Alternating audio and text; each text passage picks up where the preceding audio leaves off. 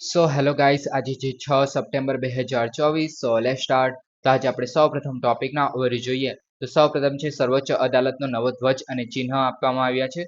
ત્યારબાદ છે વરુણા વ્યાયામ, તો કઈ જગ્યાએ થયો છે અને કોની વચ્ચે થયો છે તેના વિશે વાત કરશું. ત્યારબાદ છે આપણે આવી ગવર્નન્સ રાષ્ટ્રીય પુરસ્કાર 2024, ત્યાં એની અંદર આપણે કેટલા જણને એવોર્ડ આપવામાં આવે છે તેના વિશે વાત કરશું. અને પોષણ ટ્રેકર પહેલ છે તેને પણ આ એવોર્ડ આપવામાં આવે છે તેના વિશે વાત કરશું. અને આની અંદર જ આપણે મિશન પોષણ 2.0 છે તેને પણ આવરી લઈશું. ત્યારબાદ છે ફ્રેમ મેથોડોલોજી, તો આ કેવી રીતે કામ કરે છે અને શેના માટે છે, તો કે મિથેન માટેની સ્ટ્રેટેજી છે, તો મિથેન વિશે પણ આની અંદર વાત કરશું.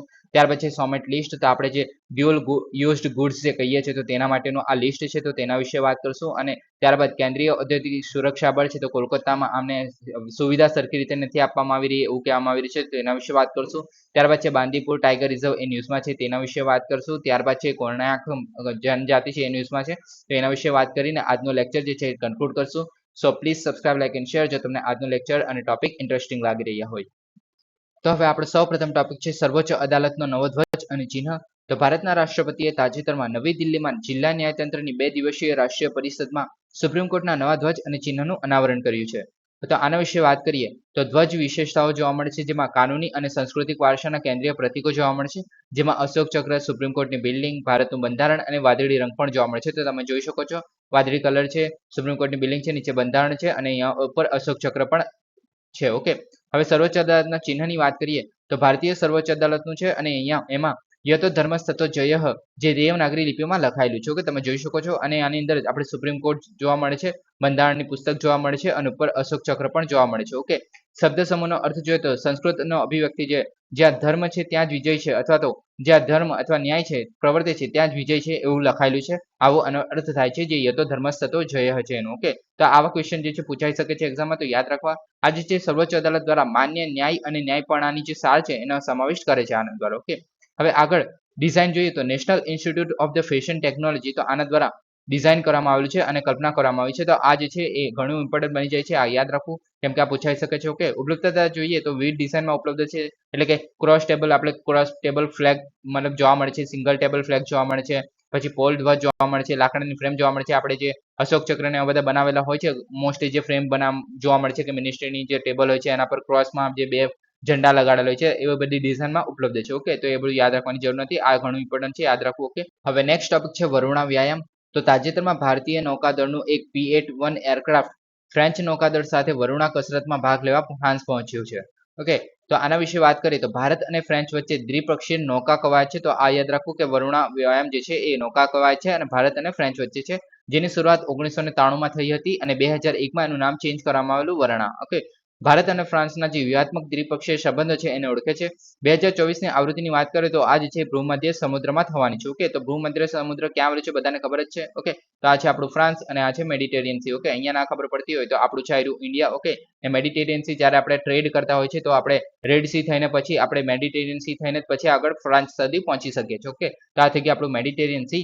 ઓકે, મેડિટેરિયન સી ની આજુબાજુના જો કન્ટ્રીઝ જોઈએ તો આપણે આજુબાજુને તો ફ્રાન્સ થઈ ગયું, ઇટલી થઈ ગયું, પછી સ્લોવેનિયા છે, ક્રોટિયા છે, બોસેલિનિયા છે, પછી મોન્ટેનેગ્રો છે, અલ્બેનિયા છે, ગ્રીસ છે, તુર્કી છે, સિરિયા છે, પછી Lebanon, Israel, Egypt, Libya, Tunisia, Algeria, Morocco, Spain. તો આ બધે તમે યાદ રાખવાની તો જરૂર નથી, પણ ખ્યાલ હોવો જોઈએ કે આજુબાજુ કયા જે છે આવેલા છે. ઓકે, બ્લેક સી આ બધું જોવા મળે છે, વચ્ચે જે છે સી ઓફ મારામારા જોવા મળે છે, અને મેડિટેરિયન સીમાં જોઈએ તો જે એડ્રિયાટિક સી જે કહે છે તે પણ જોવા મળે છે. ઓકે, આયોનિયન સી પણ જોવા મળે છે, તો આ બધા તમે ખ્યાલ હોવો જોઈએ. ઓકે, સ્ટ્રેટ ઓફ જિબ્રાલ્ટર જે આપણે એટલાન્ટિક સી છે તેમાં કનેક્ટ કરતો જોવા મળે છે, તો આટલો જે રિજન છે તમને ખ્યાલ હોવા જોઈએ. ઓકે, પછી આ છે યુક્રેન અને રશિયા બ્લેક સી ની આજુબાજુ. ઓકે, તો આ થઈ ગયું આપણું ફ્રાન્સ. ઓકે, ફ્રાન્સ ક્યાં આવેલું છે તમને ખબર પડી ગઈ. ઓકે, ફ્રાન્સની આપણે વાત કરીએ તો ફ્રાન્સને અહીંયા ઇંગ્લિશ ચેનલ જોવા મળે છે, યુનાઇટેડ કિંગડમ અને ફ્રાન્સ વચ્ચે. ઓકે, આ બાજુ એટલાન્ટિક ઓશન છે, નીચે મેડિટેરિયન સી છે. ઓકે, આજુબાજુની કન્ટ્રીમાં જોઈએ તો બેલ્જિયમ છે, પછી લક્ઝમબર્ગ છે, જર્મની છે,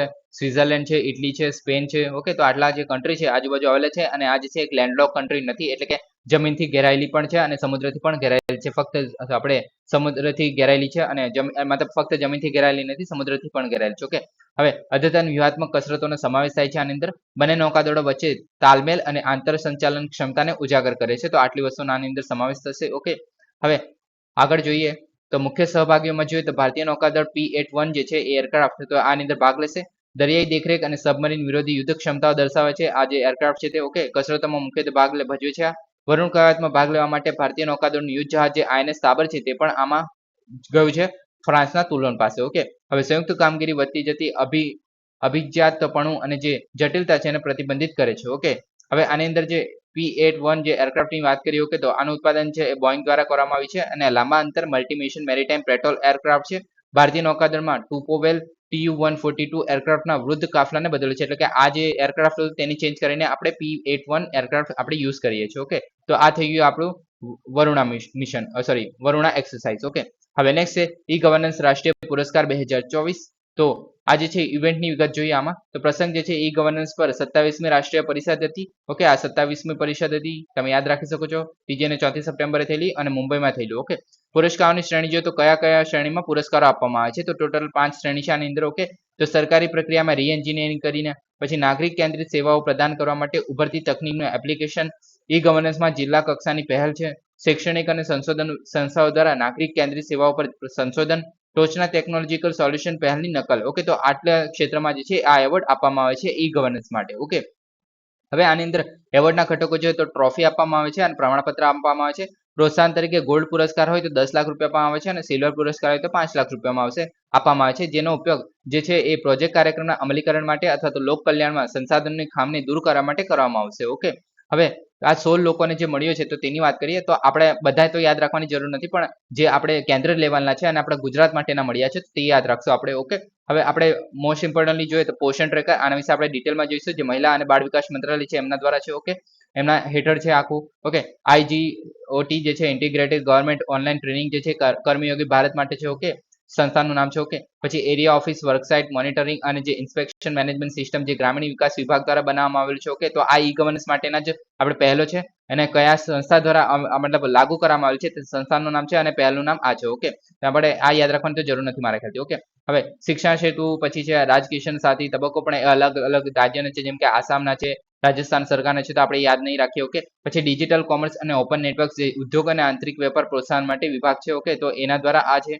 ઓકે, હવે આપણે જે મોસ્ટ ઇમ્પોર્ટન્ટ કહી શકીએ તો AI ક્ષમતા અનુકૂલન ટ્રાફિક નિયંત્રણ સિસ્ટમ અને જે સ્માર્ટ હોંકિંગ સોલ્યુશન તે જે છે રાજકોટ મ્યુનિસિપલ કોર્પોરેશન ગુજરાત સરકાર દ્વારા લાગુ કરવામાં આવે છે. તો તમે આ યાદ રાખી શકો છો કે શું કામ કર્યું છે, તો કે AI સક્ષમ કરેલું છે શેમાં, તો કે ટ્રાફિક નિયંત્રણમાં, અને જે વધારે પડતો જે આપણે હોંકિંગ કરીએ છીએ. ઓકે, તો એનું સોલ્યુશન માટે જે રાજકોટ મ્યુનિસિપાલિટી આપણે AI નો યુઝ કર્યો છે. ઓકે, તો આ તમે યાદ રાખી શકો છો. ઓકે, હવે આગળ પોષણ ટ્રેકર પહેલ વિશે જોઈએ તો આને પણ મહિલા અને બાળ વિકાસ મંત્રાલયના પોષણ ટ્રેકર પહેલ માટે ઈ ગવર્નન્સ 2024 માટે રાષ્ટ્રીય પુરસ્કાર જે ગોલ્ડ છે એ પ્રાપ્ત કર્યું છે. તો આના વિશે આપણે વાત કરીએ તો પહેલા તો પોષણ ટ્રેકર વિશે જોઈએ. તો આનો હેતુ શું છે, તો કે 0 થી 6 વર્ષની જે વયના બાળકો છે એમાં વૃદ્ધિની સમસ્યાઓને ઓળખે છે અને તેનું નિવારણ પણ આપે છે. ઓકે, તો નિવારણ આપે છે. ઓકે, તો આ જે છે એક રીતે વૃદ્ધિની સમસ્યાઓનું નિવારણ માટેની પહેલ છે. ઓકે, હવે શ્રેષ્ઠ પોષક પરિણામોની ખાતરી કરવા માટે રિયલ ટાઈમ મોનિટરિંગ અને WHO નું વૃદ્ધિ ચાર્ટનો ઉપયોગ કરે છે. હવે WHO નું વૃદ્ધિ ચાર્ટ એટલે શું છે, તો કે આવો દેખાય છે. આપણે WHO નું વૃદ્ધિ ચાર્ટ છે. ઓકે, તમે જોઈ શકો છો કે આમાં લેન્થ કેટલી છે જન્મ સમય, પછી વેટ કેટલું છે જન્મ સમય, અને પછી આપણે જેમ જેમ એજ વધતી જાય છે. ઓકે, તે એમ જે ગ્રાફ બનતો જશે. ઓકે, તો એ રીતે છે. પછી એમાં ડિટેલ્સ નાખવાની હોય છે. ઓકે, નામ લખવાનું હોય છે, એવું બધું છે. ઓકે, આ ચાર્ટમાં તો આ રીતે WHO દ્વારા વિકસાવેલો ચાર્ટ છે. ઓકે, આપણે યાદ રાખવાની જરૂર નથી, આ તો દેખાયું એટલે મેં નાખી દીધું છે આની અંદર. ઓકે, હવે આંગણવાડી કાર્યકરોની જે ભૂમિકાઓ જોઈએ તો આની અંદર જે પોષણ ટ્રેકર છે એની અંદર જે સ્વાસ્થ્યની સ્થિતિનું મૂલ્યાંકન કરવાનું છે. ઓકે, અને વિચલનો એટલે કે જ્યારે અપેક્ષિત વૃદ્ધિને પેટર્નમાંથી વિચલનો મળી આવે, એટલે કે જ્યારે જો નોર્મલ બાળક છે 6 વર્ષના બાળકનું આટલું વજન અથવા તો આટલું આપણે જે BMI ઇન્ડેક્સ કરે છે, બોડી માસ ઇન્ડેક્સ. ઓકે, તો એ જે ના હોય એના કરતાં જો ઉપર નીચે જોવા મળે છે તો એવા વિચલનો જોવા મળે છે, ત્યારે આવી જે સમયસર હસ્તક્ષેપ કરવા માટે અમલ કરવાનો છે. ઓકે, તો આના દ્વારા આપણે ટ્રેક કરી શકીએ છીએ કે બાળકનું જે પોષણ છે એ કેવી રીતે ચાલી રહ્યું છે. ઓકે, હવે સાધનો અને ટેકનોલોજી જોઈએ તો ICT નો યુઝ કરે છે. ઓકે, માહિતી અને સંચાર ટેકનોલોજીનો આપણે આની અંદર યુઝ કરે છે, જેની અંદર આપણે ગ્રોથ મેઝરિંગ ડિવાઇસ એનો યુઝ કરવામાં આવે છે. ઓકે, આ એપ્લિકેશન છે એક રીતે. ઓકે, આંગણવાડી કેન્દ્ર પર ચોક્કસ ડેટા સંગ્રહ અને નિયમિત દેખરેખ માટે ઉપયોગમાં લેવાશે આનો. ઓકે, હવે અસર જોઈએ તો આરોગ્ય પરિણામોમાં જોઈએ તો ભારતના જે બાળ આરોગ્ય પરિણામો નોંધપાત્ર સુધારો થયો છે અને મિશન પોષણ 2.0 હેઠળ લાખો બાળકોને આવરી લેવામાં આવે છે. ઓકે, હવે આની હેઠળ જે પોષણ ટ્રેકર એપ છે એ બહાર પાડવામાં આવી છે. ઓકે, તો પોષણ ટ્રેકર એપની આપણે વાત કરીએ તો સબરગા સ્ત્રીઓ, સ્તનપાન કરાવતી માતાઓ અને 6 વર્ષથી નીચેના બાળકો માટે આંગણવાડી કેન્દ્રિત પ્રવૃત્તિ છે, જેમાં સેવા વિતરણ અને લાભાર્થી વ્યવસ્થાને 360 ડિગ્રી આપણે દ્રશ્ય પ્રદાન કરવાનું છે. ઓકે, તો તમે આ યાદ રાખવાનું છે પહેલા તો કે સગર્ભા સ્ત્રીઓ છે, સ્તનપાન કરાવતી માતાઓ છે અને 6 વર્ષ કરતા જો નાનું બાળક હોય તો તે લોકોને આવરી લીધા છે. ઓકે, આંગણવાડીની કેન્દ્ર પ્રવૃત્તિઓ છે. ઓકે, તો આંગણવાડીમાં આ બધી પ્રવૃત્તિઓ કરવામાં આવશે. મતલબ આમના જે પોષણનું ટ્રેકિંગ જે છે એ આંગણવાડી દ્વારા એક રીતે રાખવામાં આવશે. ઓકે, આ 3 કેટેગરી છે એની અંદર. ઓકે, હવે ડિઝિગ્નેશન જોઈએ તો ડિજિટલાઇઝેશન જોઈએ. ઓકે, તો કામદારો દ્વારા ઉપયોગમાં લેવાતા જે ભૌતિક રજિસ્ટ્રીને સ્વચાલિત કરે છે. ઓકે, એટલે કે જે આપણે આંગણવાડી જે હતી તો હવે આપણે આને A4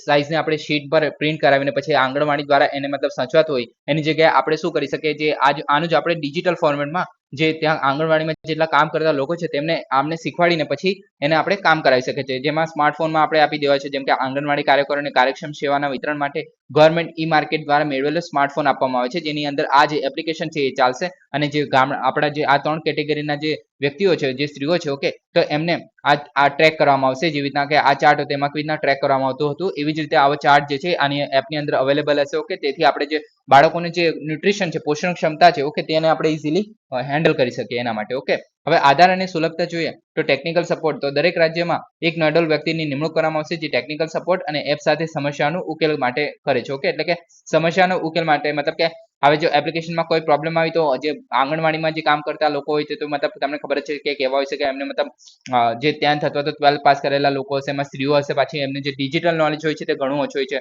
હવે તેમાં જો કોઈ ટેકનિકલ પ્રોબ્લેમ આવી ગયો તો એમનું સોલ્યુશન કેવી રીતે કરવું, તો એના માટે જે છે એ સમસ્યાઓનો ઉકેલ કરવા માટે એક ટેકનિકલ સપોર્ટ પ્રોવાઈડ કરશે અને એક નોડલ વ્યક્તિની નિમણૂક કરવામાં આવશે દરેક રાજ્યમાં. ઓકે, સ્થળાંતરિત કામદારો, તો આની અંદર જે વર્તમાન નિવાસીના સ્થાને એટલે કે જે આપણે સ્થળાંતરિત કામદારો છે એટલે કે બિહારમાંથી કોઈ જે લોકો છે ગુજરાતમાં કામ આવે છે એમાંની કોઈ સ્ત્રી છે, ઓકે, અને તેમનો કોઈ બાળક છે તો તેમને પણ આ સુવિધા પ્રાપ્ત થાય તો જે વર્તમાનમાં નિવાસી એટલે કે ધારો કોઈ ગુજરાતમાં રહેતા હોય કોઈ વિસ્તારમાં તો ત્યાંની જે નજીકની જે આંગણવાડી હોય તો તેની ખાતે આ જે યોજના છે એનો લાભ પણ લઈ શકાય છે. ઓકે, લોન્ચ જોઈએ તો મહિલા અને બાળ વિકાસ મંત્રાલય દ્વારા આ શરૂ કરવામાં આવ્યું છે. તો આ મંત્રાલય તમે યાદ રાખી શકો છો, તો યાદ નહીં રાખો તો પણ ચાલશે, તમને નામ પરથી ખબર પડી જાય કે પોષણ ટ્રેક છે, પોષણને ટ્રેક કરવાનું છે તો બાળ વિકાસ મંત્રાલય જ હશે. ઓકે, હવે નેક્સ્ટ આપણે મિશન પોષણ 2.0 ની વાત કરીએ તો કુપોષણને સંબોધવા માટે ઉચ્ચ પ્રાથમિકતા છે. ઓકે, તો આપણે જે પહેલા તો ફૂલ ફોર્મ જોઈ લો કે પોષણ અભિયાનનું ફૂલ ફોર્મ શું છે, તો prime minister overarching scheme for the holistic nourishment. Okay, તો નામ પરથી ખબર પડી જાય. ઓકે, પછી હવે ઘટકો જોઈએ તો પોષણ અભિયાન છે, આની અંદર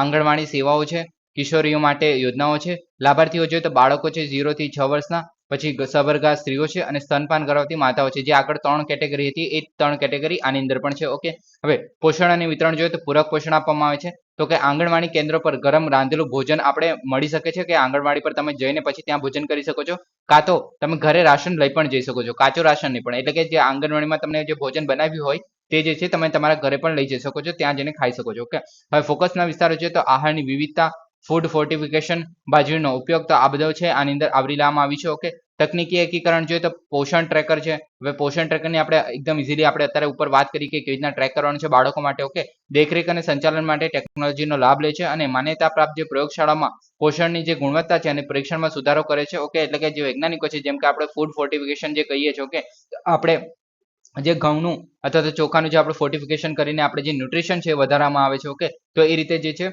આપણે ન્યુટ્રિશન વધારી શકીએ છીએ. ઓકે, આહાર વ્યૂહરચના જોઈએ તો સ્થાનિક ખાદ્ય પદાર્થો, જેમાં આહારને અંતરને દૂર કરવા માટે જે આરોગ્યપ્રદ સ્થાનિક ખોરાકો જે જોવા મળે છે એટલે કે જે ત્યાંથી ઉગતા જે શાકભાજીઓ છે તેનો યુઝ કરી લીધો, તો એ રીતે આને પ્રોત્સાહન આપવામાં આવશે. ઓકે, પછી સૂક્ષ્મ પોષક તત્વોથી ભરપૂર ખોરાક એટલે કે લીલા પાંદડાવાળા શાકભાજી, દાળ, વિટામિન સી થી સમૃદ્ધ ફળો, તેવા બધાને યુઝ કરવામાં આવશે ખાવાનું બનાવવામાં. ઓકે, ફોર્ટિફાઈડ ચોખાની વાત કરીએ તો નાણાકીય વર્ષ 2021-22ના બીજા ક્વાર્ટર દરમિયાન 21 રાજ્યો કેન્દ્ર શાસિત પ્રદેશોને ફાળવવામાં આવ્યા હતા. નાણાકીય વર્ષ 2021-22માં ત્રીજા ત્રિમાસિકના ગાળાથી તમામ રાજ્યોના કેન્દ્ર શાસિત પ્રદેશોના જે માત્ર ફોર્ટિફાઈડ ચોખાની ફાળવણી કરવામાં આવી હતી, એટલે કે જે આમને ફોર્ટિફાઈડ જે ચોખા છે એ યુઝ કરવામાં આવે છે. ઓકે, હવે બાજરીની વાત કરીએ તો અઠવાડિયામાં ઓછામાં ઓછું એકવાર ફરજિયાતપણે સપ્લાય કરવામાં આવે છે બાજરીનું જે કોઈ પણ મતલબ ડીશ હશે.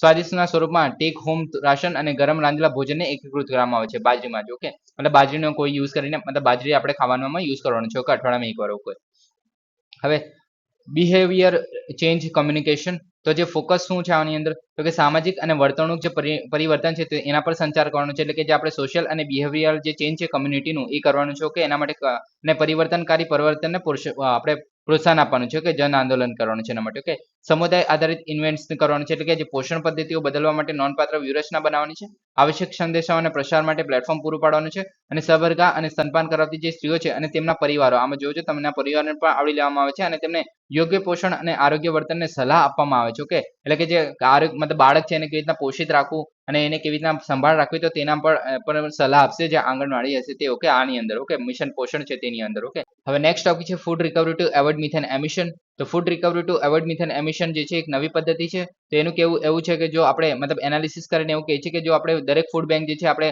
ખાવાનું જે વેસ્ટેજ ઘટાડી દઈએ તો રસ્તા પરથી જે 900 ગેસોલિન સંચાલિત જે કાર પસાર થાય છે એમાંથી જેટલું ગ્રીન હાઉસ ગેસીસ ઉત્પન્ન થાય છે તો એટલો જ આપણે ઘટાડો કરી શકીએ છીએ જો આપણે ખાવાનું વેસ્ટ ના કરીએ તો ઓકે હવે સૌપ્રથમ તો ગ્રીન હાઉસ ગેસીસ અને જે આપણે પ્રદૂષકો છે એના વચ્ચેનો ડિફરન્સ જોઈએ તો ગ્રીન હાઉસ ગેસીસ કોને કહેવાય છે તો કે જે ગરમીને શોષી લે વાતાવરણમાંથી તેને અને જેને કારણે પૃથ્વી પર ગ્રીન હાઉસ અસર જોવા મળે છે ઓકે વાયુ પ્રદૂષણની વાત કરીએ તો વાતાવરણમાં જે હાનિકારક પદાર્થો છે જેને કારણે મનુષ્ય અને જીવન આપણે અસર થાય છે તો એને કહેવામાં આવે છે વાયુ પ્રદૂષકો હવે વાયુ પ્રદૂષકો કયા છે તો પર્ટિક્યુલર મેટર જે 2.5 અને 10 આવે છે ઓકે પછી સલ્ફર ડાયોક્સાઇડ છે SO2 નાઇટ્રોજન ઓક્સાઇડ છે NO2 NO પછી કાર્બન મોનોક્સાઇડ છે CO ઓકે હવે ગ્રીન હાઉસ ગેસીસની વાત કરીએ તો પાણીની વરાળ છે મિથેન છે કાર્બન ડાયોક્સાઇડ છે હવે આમાં એક વસ્તુ યાદ રાખવી કે જે કાર્બન ડાયોક્સાઇડ છે એ ગ્રીન હાઉસ ગેસીસ છે પોલ્યુટન્ટ નથી ઓકે એને આપણે વાયુ પ્રદૂષક નથી કહેવામાં આવતો ઓકે કાર્બન ડાયોક્સાઇડ જે છે ખાલી ગ્રીન હાઉસ ગેસીસ છે એ પોલ્યુટન્ટ નથી ઓકે હવે યાદ રાખવા આ વસ્તુ અમુક વાર કન્ફ્યુઝ થઈ જાય છે ઓકે લાંબા સમય સુધી સંપર્કમાં રહેવાથી શ્વાસ લેવામાં તકલીફ અને અન્ય સ્વાસ્થ્ય સમસ્યાઓનું કારણ બને છે જે પ્રદૂષકો છે એને કારણે હવે જો આપણે ગ્રીન હાઉસ ગેસીસની વાત કરીએ તો ઓછી સાંદ્રતા એટલે કે ઓછું કોન્સન્ટ્રેશન હોય તો વાંધો નથી આવતો પણ જો આપણે ડાયરેક્ટલી ઓઝોન પણ આપણે ડાયરેક્ટલી શ્વસનમાં લઈએ છીએ તો એ આપણા શરીર માટે ઝેરી બને છે ઓકે મૃત્યુ થઈ શકે છે એવી પણ કન્ડિશન થઈ શકે છે કેમ કે આપણે જે સ્ટ્રેટોસ્ફિયરમાં જોવા મળે છે તમને ખ્યાલ હોય તો ઓઝોન જે છે કયા આપણે વાતાવરણમાં ક્યાં જોવા મળે છે તમારે કોમેન્ટ કરવાનું છે કે હવે ઓઝોન જે છે આપણે મતલબ સ્ટ્રેટોસ્ફિયરમાં જોવા મળે છે ઓકે હવે સ્ટ્રેટોસ્ફિયરમાં જોવા મળે છે તેને ગુડ ઓઝોન કહેવામાં આવે છે પણ જે પૃથ્વી પર એકદમ જમીનની સપાટીથી થોડું ઉપર જોવા મળે છે તેને બેડ ઓઝોન કહેવામાં આવે છે ઓકે તો એ જે છે ઝેરી બને છે મતલબ ઝેરી છે મનુષ્ય માટે ઓકે હવે વાયુ પ્રદૂષણની વાત કરીએ તો એસિડ વરસાદ તરફ દોરી શકે છે જે વાયુ પ્રદૂષકો છે જે જળચર વાતાવરણ અને જે ઇકોસિસ્ટમ છે એને અસર કરે છે ઓકે ગ્રીન હાઉસ ગેસીસની વાત કરીએ તો એક રીતે ઇન્સ્યુલેશન પણ પ્રદાન કરે છે કેમ કે આપણે ઓઝોન જે લેયર છે એ આપણે સૂર્યપ્રકાશમાંથી જે આપણે જે યુવી કિરણો આવે છે તેને રોકવાનું કામ કરે છે ઓકે તો જીવન માટે આવશ્યક છે એક રીતે અતિશય સ્તર ગ્લોબલ વોર્મિંગ માટે કારણ મતલબ જે ગ્લોબલ વોર્મિંગ પણ થઈ શકે છે જો વધારે પડતું હોય તો ઓકે પછી વાયુ પ્રદૂષણની વાત કરીએ તો પર્યાવરણ પર નકારાત્મક અસર છે અને એસિડ વરસાદ જેવું થઈ શકે છે અને જે ગ્રીન હાઉસ ગેસીસ છે એ પૃથ્વીનું તાપમાન જાળવવા માટે પણ જરૂરી છે એક રીતે ઓકે તો આ થઈ ગયું આપણું ગ્રીન હાઉસ ગેસીસ અને વાયુ પ્રદૂષણ ઓકે હવે આગળ આપણે ફ્રેમ મેથોડોલોજીની વાત કરીએ તો તે ખોરાકની ખોટ અને જે કચરાની સીધા માનવ વપરાશ તરફ રીડાયરેક્ટ કરવાની જે અવગણનામાં આવતી જે ઉત્સર્જન છે અને સહલાભોનું પ્રમાણ નક્કી કરે છે એટલે કે આપણે ઉદાહરણ લઈ લઈએ કે ધારો કે કોઈ સુપર માર્કેટ છે ઓકે અને 2-3 દિવસમાં એનું જે ખાવાનું જે માલ સામાન છે ઓકે ધારો કે આપણે જે ફૂડ છે પછી કોઈ બેવરેજીસ થઈ ગયા ને એવું બધું થઈ ગયું તો એ જે છે વેસ્ટ થઈ જવાનું છે એક્સપાયરી ડેટ છે એની ઓકે હવે એને આપણે ફેંકી દઈએ એની જગ્યાએ આપણે બીજી કોઈ જગ્યાએ અથવા તો બીજે કોઈ લોકોને આપણે આપી દઈએ તો એ જે છે આપણે જે મિથેનનું ઉત્સર્જન થવાનું હતું વેસ્ટેજને કારણે તે નહીં થાય અને આપણે બીજી કોઈ જગ્યાએ યુટિલાઇઝ પણ કરી શકશું તો આ રીતે આપણે જે ફ્રેમ મેથોડોલોજી છે એ કામ કરવાનું છે ઓકે ને ખોરાકની જે ખોટ છે ને આપણે કચરાને સીધાના માનવ વપરાશ તરીકે આપણે રીડાયરેક્ટ કરવાનું છે ઓકે આપણે જે ખોરાકની ખોટ છે તેને ઓકે હવે ખોરાક જે પુનઃપ્રાપ્ય અને પુનઃ વિતરણ કામગીરી પર ધ્યાન કેન્દ્રિત કરે છે ઓકે જે આપણે ખોરાક છે તેનું આપણે પુનઃ વિતરણ કરવાનું છે ઓકે હવે આના કારણે આના દ્વારા વિકસિત શું છે તો કે ગ્લોબલ ફૂડ બેન્કિંગ નેટવર્ક છે તો એના દ્વારા અને એની અંદર વૈશ્વિક મિથેન હબ અને કાર્બન ટ્રસ્ટ સાથે ભાગીદારી કરી છે તો આમના દ્વારા આ જે પહેલ છે એ ચાલુ છે આ મેથોડોલોજી આપવામાં આવી છે ઓકે પાયલોટ પ્રોજેક્ટ જોઈએ તો શરૂઆતમાં મેક્સિકો અને એક્વાડોરમાં શરૂઆત થઈ છે આની અને 6 સમુદાયોની આગેવાની હેઠળ ખાદ્ય બેંકો છે એનું વિશ્લેષણ કર્યું છે ઓકે હવે નવ ફ્રેમ ટૂલ જોઈએ તો વિવિધ હિસ્સેદારો જેમાં ફૂડ બેંક છે ફૂડ રિકવરી સંસ્થાઓ છે ખાનગી ક્ષેત્રની કંપનીઓ છે વૈજ્ઞાનિક નિષ્ણાતો છે તો આ બધાનો સમાવેશ થાય છે હવે તમને ખ્યાલ હોય તો આપણે જે આમાંથી મિથેન તો ઉત્પન્ન થાય છે જો આપણે ફૂડ નહીં વેસ્ટ કરીએ તો ઓકે અને લોકોને તો કામ લાગી શકે છે પણ હવે ધારો કે માની લો કે જો ફૂડ બગડી ગયું છે તો એનો પણ મારા ખ્યાલથી એક રસ્તો કરી શકાય કે આપણે જે બાયો ઇથેનોલ જે બનાવવામાં આવે છે તો આમાં આપણે 4 જનરેશન જોયેલા કે 4th જનરેશન થી આમાં આપણે મિથેન મતલબ આપણે જે ઇથેનોલ બનાવવા માટે પણ આપણે યુઝ કરવામાં આવે છે ઓકે તો 1 2 3 4 આપણે જોવા મળતી હતી આપણે જનરેશન ઓકે તો ફર્સ્ટ જનરેશનમાં એવું હતું કે ખાદ્ય પદાર્થોને યુઝ કરીને આપણે ઇથેનોલ બનાવવાનું છે તો આ જે બગડી ગયેલું જે આપણે ખાવાનું છે ઓકે તેને પણ આપણે એક રીતે એ બનાવવામાં આપણે યુઝ કરી શકીએ છીએ મારા ખ્યાલથી ઓકે હવે આપણે વિવિધ હિસ્સેદારોમાં જોઈએ તો ખોરાકની જે પુનઃ પ્રાપ્તિ અને પુનઃ વિતરણમાંથી ઉત્સર્જન માપવા અને તેનું ચોક્કસ સંચાલન કરવાની મંજૂરી આપે છે આ નવા ફ્રેમવર્કમાં. ઓકે,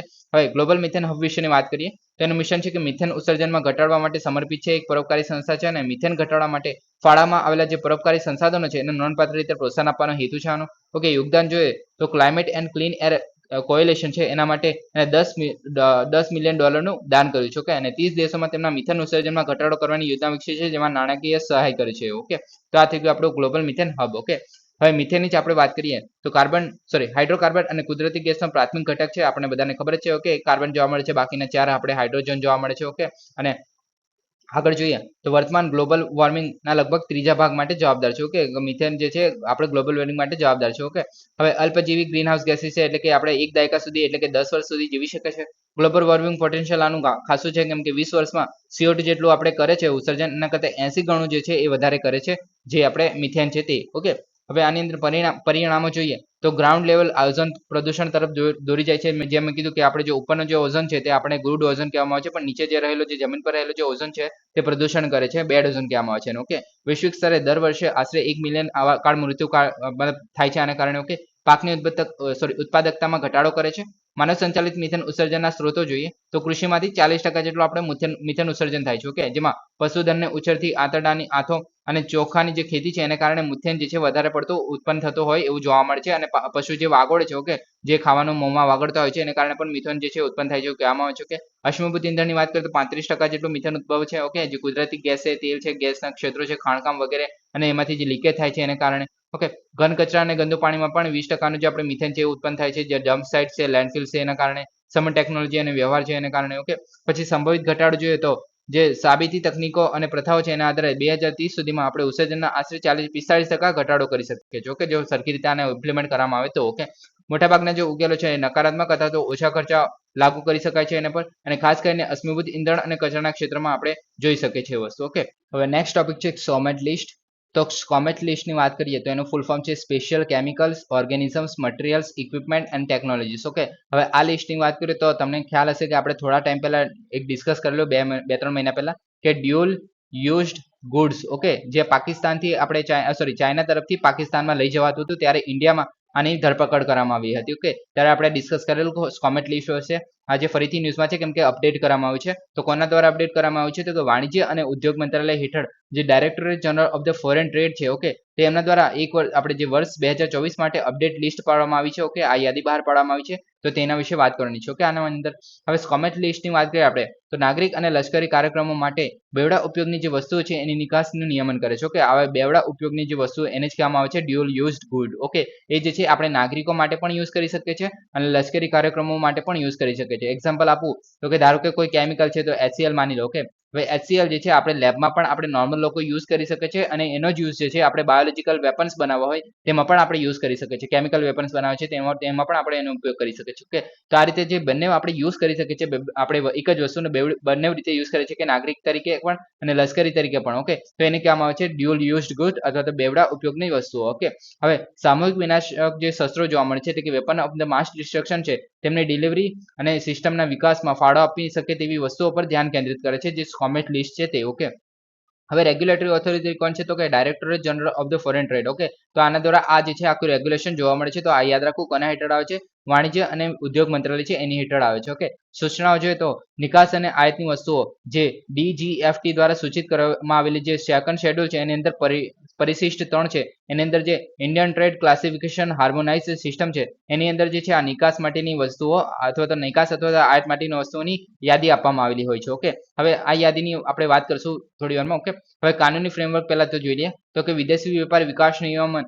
અધિનિયમ 1992 છે. ઓકે, તો એ ચેપ્ટર જે 4A છે. ઓકે, તો એની અંદર સંચાલિત થાય છે 2010માં સુધારેલો આની અંદર. ઓકે, પછી ડ્યુઅલ ઉપયોગની જે વસ્તુ છે એના નિકાસ નિયંત્રણ માટે કાનૂની આધાર પૂરો પાડે છે આ જે નિયમ છે તે. ઓકે, અને બિન અનુપાલન માટે દંડની પણ રૂપરેખા આપે છે. ઓકે, નીતિ અને પ્રક્રિયાઓ જોવા મળે છે જેમાં ફોરેન ટ્રેડ પોલિસી અને હેન્ડબુક ઓફ ધ પ્રોસિડન્સ 2023 ના પ્રકરણ 10 માં દર્શાવેલું છે. આ બધું તમારે યાદ રાખવાની જરૂર નથી. આ ખાલી યાદ રાખી શકો છો કે વિદેશી વેપાર અને વિકાસ નિયમન અધિનિયમ 1992 છે, આની સાથે ડીલ કરે છે. ઓકે, અને જે સ્કોમેટ વસ્તુઓ છે નિકાસ માટે લાયસન્સ હોવું એ જરૂરી છે, અને અરજી અને પાલન માટેની પ્રક્રિયાની વિગતો પણ આપે છે, જે હેન્ડબુક છે તે. ઓકે, હવે આ તો યાદ રાખવાની જરૂર નથી, પણ આ નિયમ યાદ રાખો કે વિદેશ વેપાર વિકાસ નિયમન અધિનિયમ 1992 નો છે, જે આપણે directorate general of the foreign trade છે એના દ્વારા હેન્ડલ થાય છે. ઓકે, આ બધી વસ્તુઓ. હવે આની અંદર કેટેગરી જોવા મળે છે ટોટલ 9. ઓકે, એટલે ટોટલ 10 કેટેગરી જોવા મળે છે 0 થી 9. ઓકે, હવે કેટેગરી 0 જે છે એમાં પરમાણુ સામગ્રી, પરમાણુ સંબંધિત જે બેવડા ઉપયોગની વસ્તુઓ છે. પછી કેટેગરી 1 માં ઝેરી રાસાયણિક એજન્ટો અને અગ્રદૂત છે.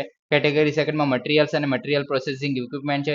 કેટેગરી 3 માં ઇલેક્ટ્રોનિક્સ છે. કેટેગરી 4 માં કોમ્પ્યુટર છે. કેટેગરી 5 માં ટેલિકોમ્યુનિકેશન અને માહિતી સુરક્ષા છે. કેટેગરી 6 માં સેન્સર્સ અને લેઝર્સ છે. ઓકે, હવે આ સેન્સર્સ અને લેઝર્સ માટેની જે કેટેગરી છે એનું લાયસન્સ જે છે એ હવે ડિફેન્સ મિનિસ્ટ્રી દ્વારા આપવામાં આવે છે. ઓકે, અત્યાર સુધી જે આપણે વાણિજ્ય મંત્રાલય હતું, પણ હવે જે આપણે નવું અપડેટ થયું છે એની અંદર આપણે કેટેગરી 6 જે વસ્તુ છે, જે સેન્સર્સ અને લેઝર્સ છે, ઓકે, તે જે છે ડિફેન્સ મિનિસ્ટ્રી છે એના દ્વારા હેન્ડલિંગ કરવામાં આવશે. ઓકે, એનું હવે કેટેગરી 7 છે એની અંદર નેવિગેશન અને એવિયોનિક્સ છે. કેટેગરી 8 માં દરિયાઈ છે, અને કેટેગરી 9 માં એરોસ્પેસ અને પ્રોપલ્શન છે. ઓકે, તો તમે આટલું વસ્તુ યાદ રાખી શકો છો કે આટલું ચેન્જ થયું છે. શું તો કે કેટેગરી 6 જે છે એના માટે નવી લાયસન્સિંગ ઓથોરિટી છે. ઓકે, હવે લાયસન્સ કોણ આપશે આમાં? તો કે department of the defence production. Okay, તો આ જે છે આના દ્વારા જે કેટેગરી 6 ની જે વસ્તુઓ છે, આપણે સેન્સર્સ અને લેઝર્સ છે. ઓકે, તો એના હેઠળ જે છે આપણે મંજૂરી આપવામાં આવશે કોઈ પણ વસ્તુ માટે, આયાત માટે અથવા તો નિકાસ માટે, અને આ જે છે સંરક્ષણ મંત્રાલય હેઠળ આવે છે. ઓકે, અને આ જે છે વસ્તુની નિકાસ માટે અને નવી લાયસન્સિંગ ઓથોરિટી છે. ઓકે, હવે નિકાસ લાયસન્સિંગ માટેની વાત કરીએ તો નિકાસ કરો એ જે કોમેટ વસ્તુઓને નિકાસ કરવા માટે DGFT, okay, directorate general of the foreign trade છે એમની, અથવા કેટેગરી 6 માટે જે DDP છે એટલે કે department of the defence production, તો એના માટે ચોક્કસ લાયસન્સ મેળવવું આવશ્યક છે. ઓકે, અને લાયસન્સ પ્રક્રિયામાં વ્યાપક સમીક્ષાનો સમાવેશ થાય છે, જેની અંદર નિકાસ એટલે કે જે weapon of the mass destruction છે એનો પ્રસાર અથવા તો અનધિકૃત જે લશ્કરી ઉપયોગ માટે ફાળો આપતી નથી એવું એની અંદર ચકાસવામાં આવે છે. ઓકે, તો આ થઈ ગયું આપણે સ્કોમેટ લિસ્ટ. ઓકે, હવે નેક્સ્ટ છે કેન્દ્રીય ઔદ્યોગિક સુરક્ષા દળ. ઓકે, તો કોલકાતાની જે આરજી કાર હોસ્પિટલ હતી, જેમાં આપણે જે કોલકાતામાં જે આપણે કિસ્સો જોવા મળેલો, તો એની જ વાત છે આ. ઓકે, તેમાં તૈનાત કરેલા જે સેન્ટ્રલ ઇન્ડસ્ટ્રીયલ સિક્યુરિટી ફોર્સ છે એના જવાનો માટે અપૂરતી વ્યવસ્થા કરવામાં આવી હોવાથી જે કેન્દ્ર સરકાર છે, ઓકે, તેમના તાજેતરમાં સુપ્રીમ કોર્ટનો સંપર્ક કર્યો હતો. ઓકે, હવે આની અંદર વાત કરીએ તો કેન્દ્રીય ઔદ્યોગિક સુરક્ષા દળ વિશેની વાત કરીએ તો આ જે છે સેન્ટ્રલ આર્મ્ડ પોલીસ ફોર્સ તરીકે જ ઓળખાય છે. ઓકે, ભારતમાં. ઓકે, હવે સ્થાપના જોઈએ તો 10 માર્ચ 1969 ના રોજ સંસદના કાયદા હેઠળ કરવામાં આવી હતી, અને પ્રારંભિક સંખ્યા 2800 કર્મચારી જેટલી જ હતી. 15 જૂન 1983 ના રોજ એને સંસદના અન્ય અધિનિયમ દ્વારા ભારતના પ્રજાસત્તાક સશસ્ત્ર દળ બનાવવામાં આવેલું. ઓકે, અને આની અંદર અત્યારે જોઈએ તો 1,88,000 થી વધુ કર્મચારી છે, અને આ જે છે કેન્દ્રીય ગૃહ મંત્રાલય હેઠળ કામ કરે છે. તો આ યાદ રાખી શકો છો. ઓકે, અને આનું જે મુખ્ય મથક છે એ નવી દિલ્હીમાં છે. સમગ્ર દેશમાં 359 જેટલી સંસ્થાઓ છે આની. ઓકે, સુરક્ષા કવરેજ પ્રોવાઈડ કરે છે. ઓકે, સંસ્થાનું માળખું જોઈએ તો નેતૃત્વ જે છે ડાયરેક્ટરેટ જનરલના રેન્ક સાથે ભારતીય પોલીસ સેવા IPS જે આપણે કહીએ છીએ, કે એમના અધિકારીના નેતૃત્વ હેઠળ છે, અને એડિશનલ ડાયરેક્ટર જનરલ પણ એ IPS અધિકારી જ હોય છે. ઓકે, હવે વિભાગો જોઈએ તો આની અંદર એરપોર્ટ, ઉત્તર પૂર્વ, પૂર્વ પશ્ચિમ, દક્ષિણ અને તાલીમ. ઓકે, તો આ બધાને આપણે વિભાગો આવેલા છે આની અંદર, અને ફાયર સર્વિસ સેવા છે. ઓકે, આની અંદર ફાયર સર્વિસ વિંગ છે. ઓકે, હવે આગળ આપણે જોઈશું કે જે આ ખાલી એક જ એવી પેરામિલિટરી ફોર્સ છે કે જેની પાસે ફાયર સર્વિસ વિંગ છે. ઓકે, બીજા કોઈ પણ આપણે મિલિટરી વાળી કોઈ જોઈ લઈએ, ઓકે, સેન્ટ્રલ આર્મ ફોર્સ જોઈ લઈએ તો તેની પાસે કોઈ પણ પ્રકારનું આપણે ફાયર સર્વિસ માટે નથી. ઓકે, હવે સુરક્ષા કાર્ય જોઈએ તો સુરક્ષા કવરેજ પ્રોવાઈડ કરે છે કોને? તો કે જે પરમાણુ સ્થાપનાઓ છે, અવકાશના સંસ્થાઓ છે, એરપોર્ટ છે, દરિયાઈ બંદરો છે, પાવર પ્લાન્ટ છે, એમના માટે પછી સરકારી ઇમારત છે, આઇકોનિક જે હેરિટેજ સ્મારકો છે, દિલ્હી મેટ્રો છે, સંસદ ગૃહ સંકુલ છે, જમ્મુ કાશ્મીરની જે સેન્ટ્રલ જેલો છે, તો આ બધી જગ્યાએ જે આપણે CISF જે છે એ પ્રોવાઈડ કરે છે સુરક્ષા. ઓકે, વિશિષ્ટ કાર્યમાં જોઈએ તો એરપોર્ટ સુરક્ષા જે 2000 માં ઇન્ડિયન એરલાઇન ફ્લાઇટ 1C814 જે હાઇજેક થયું હતું ત્યાર પછી પ્રોવાઈડ કરવામાં આવી છે. ઓકે, અને VIP સુરક્ષા જે મહત્વપૂર્ણ રક્ષકો છે એને 24 કલાક સુરક્ષા પ્રોવાઈડ કરે છે.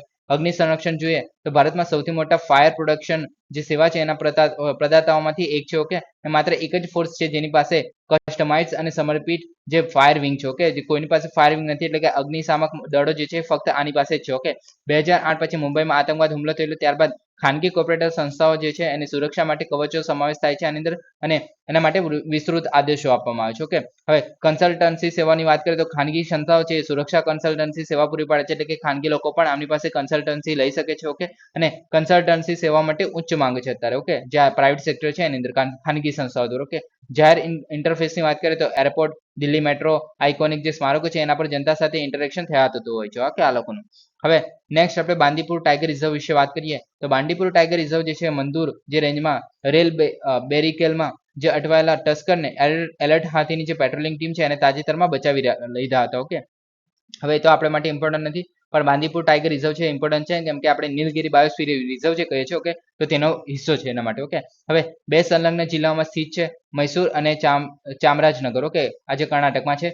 કર્ણાટક, તમિલનાડુ અને કેરળ જે ત્રિજંક્શન છે ત્યાં જોવા મળે છે, તો તમે યાદ રાખી શકો છો આ ત્રણ. ઓકે, પછી પશ્ચિમ અને પૂર્વ ઘાટોનો ઇકોલોજીકલ સંગમ છે, એટલે કે પૂર્વ અને જે પશ્ચિમ ઘાટ છે. ઓકે, પશ્ચિમ ઘાટ તમને બધાને ખબર છે અને પૂર્વ ઘાટ બી ખબર છે. ઓકે, તો બંનેનું જે મિલન થાય છે તો ત્યાં આજે છે જોવા મળે છે, કહેવામાં આવે છે. તો ઇતિહાસ જોઈએ તો એક સમય મૈસૂરના જે પડોશી રાજ્ય શાસક માટે શિકારનું સ્થળ હતું અને મૈસૂરના મહારાજા દ્વારા 1931માં તેને વેણુગોપાલા વાઇલ્ડ લાઇફ પાર્ક તરીકે સ્થાપવામાં આવેલું અને 1973માં પ્રોજેક્ટ ટાઈગર હતી તેને બાંદીપુર ટાઈગર રિઝર્વ તરીકે વિસ્તરણ કરવામાં આવેલું અને નામ પણ બદલવામાં આવેલું. ઓકે, વિશાળ નીલગિરી બાયોસ્ફિયર રિઝર્વનો પણ ભાગ છે જે યુનેસ્કો વર્લ્ડ હેરિટેજ સાઇટ કહેવામાં આવે છે. ઓકે, હવે આસપાસનું જે આપણે વાતાવરણ જોઈએ તો આસપાસ શું આવેલું છે તો કે પેલા ઉત્તર પશ્ચિમના નાગરહોલ ટાઈગર રિઝર્વ આવેલું છે જે તમિલનાડુનું છે. ઓકે, જે કબીની જળાશય દ્વારા અલગ થાય છે. દક્ષિણમાં મૃદુમલાઈ ટાઈગર રિઝર્વ છે તમિલનાડુમાં આવેલું છે. દક્ષિણ પશ્ચિમમાં વાયનાડ વન્યજીવ અભયારણ્ય છે. ઓકે, જે કેરળમાં આવેલું છે. તો આ બધા પણ છે જે નીલગિરી બાયોસ્ફિયરના જ પાર્ટ છે. ઓકે, નદીઓની વાત કરીએ તો ઉત્તરમાં કાબિની રિવર છે અને મોયરા દક્ષિણમાં મોયરા રિવર છે. તો આ બે રિવર તમે યાદ રાખી શકો છો કેમ કે આ રિઝર્વમાંથી પસાર થાય છે એના કારણે. ઓકે, આબોહવાની વાત કરીએ તો અલગ ભીની અને સૂકી ઋતુઓ જે છે એની લાક્ષણિકતા ઉષ્ણકટિબંધીય આબોહવા જોવા મળે છે. ઓકે, વનસ્પતિની વાત કરીએ તો શુષ્ક પાનખરથી ઉષ્ણકટિબંધીય મિશ્ર પાનખર જંગલો જોવા મળે છે. ઓકે, આની અંદર વનસ્પતિમાં જોઈએ તો રોઝવુડ છે, ભારતીય કિન વૃક્ષ છે, ચંદન છે, ભારતીય લોરેસ છે. હવે યાદ રાખો કે ચંદન પણ અહીંયા જોવા મળે છે. ઓકે, કલ્પિંગ વાંસ છે, જાયન્ટ ક્લામ્પિંગ વાંસ છે. ઓકે, તો આ બધું જોવા મળે છે. પ્રાણી સૃષ્ટિમાં જોઈએ તો જંગલી એશિયન હાથીઓ સૌથી મોટો જોવા મળે છે. હવે સૌથી વધારે હાથી કયા રાજ્યમાં જોવા મળે છે તમારે કોમેન્ટ કરીને કહેવાનું છે. ઓકે, અન્ય સસ્તન પ્રાણીઓનો સમાવેશ થાય છે જેમાં બંગાળનો વાઘ છે, ઘોર છે, સ્લોથ, રીચ, પછી ગોલ્ડન શિયાળ છે, ઢોલ છે, ચાર શિંગડાવાળો કાળિયાર છે. તો આ બધા જોવા મળે છે. ઓકે, હવે નેક્સ્ટ છે કોન્યાક જન્ય જાતિ. ઓકે, તો કોન્યાક યુનિયન જે કોન્યાક સમુદાયની જે સર્વોચ્ચ સંસ્થા ગૂગલ મેપ પર જે રાજ્યના સોમ જિલ્લા અને જે આસામના જે ચરાડિયા જે જિલ્લો છે એમના વચ્ચે ભૂલભરી સીમાનું રેખાને સુધારવા માટે નાગાલેન્ડ સરકારને હસ્તક્ષેપ કરવાની માંગ કરી હતી. ઓકે, એટલે કે જે આપણે ગૂગલ મેપ છે એના પર જે આમનો જે એરિયા છે જે કોંકણ સમુદાયનો, ઓકે, જે સોમ જિલ્લો છે તો તેમનો જે આપણે મતલબ વિસ્તાર છે એ આપણે આસામના જે ચરિયોડ જિલ્લો છે એના સાથે મિક્સ થયો છે, તો એને ત્યાં ભૂલ છે એને કારણે જે નાગાલેન્ડની સરકાર છે એમની પાસે માંગ કરી રહ્યા છે આ કોન્યાક યુનિયન છે તે. ઓકે, હવે કોન્યાક જનજાતિ જે છે એ નાગાલેન્ડના સોમ જિલ્લામાં જોવા મળે છે. ઓકે, અને બીજા જે અરુણાચલ પ્રદેશ અને તિરાપ અને ચાંગલાંગ જિલ્લો છે ત્યાં જોવા મળે છે. ઓકે, હવે વિભક્ત શાસ્ત્રીઓની વાત કરીએ તો કોન્યાક શબ્દ છે હવે આ મતલબ આના નામ પરથી લેવામાં આવે છે, તેનો અર્થ થાય છે કાળા વાળવાળો પુરુષ. ઓકે, તો આવું કઈ અર્થ થાય છે યાદ રાખવાની જરૂર નથી. જૂથોની વાત કરીએ તો તેંડુ અને ઓથેન્થો જોવા મળે છે. ઓકે, હવે મૂળ ધર્મ જોઈએ તો મેંગોલોઇડ જોવા મળે છે અને 95% જે છે ખ્રિસ્તી ધર્મને અનુસરે છે. ઓકે, ભાષાની વાત કરીએ તો ચીની ટિબેટિયન સાલ પેટા પરિવારની ભાષા જોવા મળે છે. ઓકે, તહેવારની વાત કરીએ તો આ ત્રણ તહેવારો જોવા મળે છે જેમાં ઓલિંગ મોન્યુ, એનો યમો અને લોંગ ઓંગમો. ઓકે, તો આવું બધું કંઈ જોવા મળે છે. ઓકે, આ તહેવાર. ઓકે, યાદ રાખવાની જરૂર નથી. કૌશલ્ય જોઈએ તો અત્યારે બનાવવામાં કુશળ છે, હસ્તકલામાં નિપુણ છે, ટોપલી બનાવવા, શેરડી અને વાંસનું કામ, બ્રાસ વર્ક છે એવું બધું જોવા મળે છે. પિતૃ સત્તાક સમાજ જોવા મળે છે. મોટા પુત્રને સામાન્ય રીતે પૈતૃક મિલકત વારસામાં મળે છે. ઓકે, સો ગાઈસ આજ માટે આટલું જ છે. Please subscribe, like and share. Thank you for listening. જય હિન્દ, વંદે માતરમ.